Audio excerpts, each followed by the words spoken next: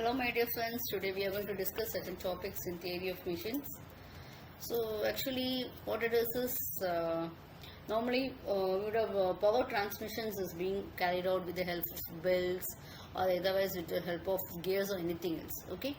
So what happens actually, why we are going for this? Gears means what it is.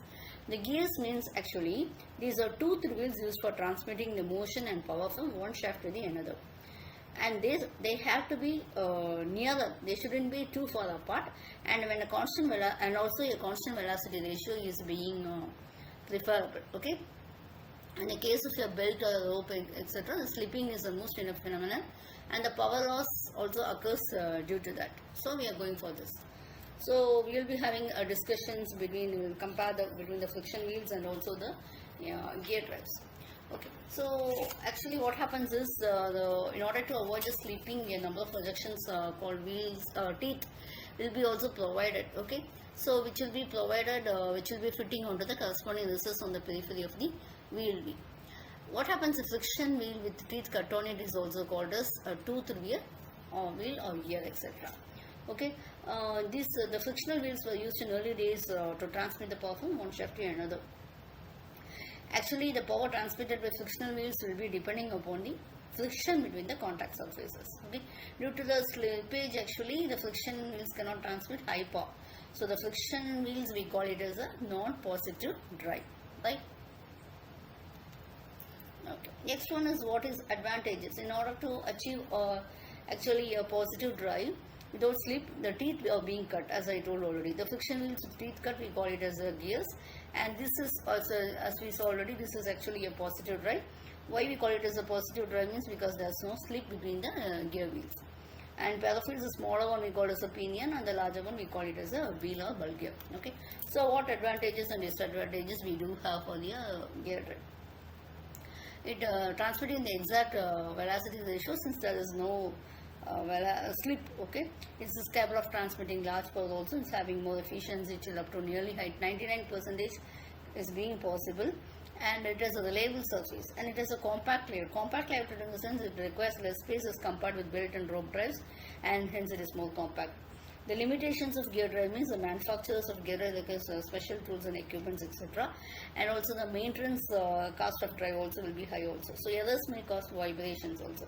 So we have to, manufacturing is quite cumbersome when you compared with your other one, and the alignment also will have to take up. That's a small one, they will do it, but so classification of tooth gears we have according to the position of axis of shaft. We have it as parallel, intersecting, and non-intersecting, and non-parallel. According to the peripheral velocities of the gears, we have it as a low velocity, medium velocity, and also high velocity. So according to the type of gearing, we have external gearing, internal gearing, and rack and pinion. So according to the position of teeth, we are classifying as straight, inclined, also the curves. Okay. So according to the position of axis, we have it as spur gears, etc. Spur gears means the spur gears have teeth parallel to the axis of rotation. And it will be parallel, is used for transmitting the motion between the two parallel shafts. So we call it as a spur gear. When you take as a helical gear, it has a tooth inclined to the axis of the rotation.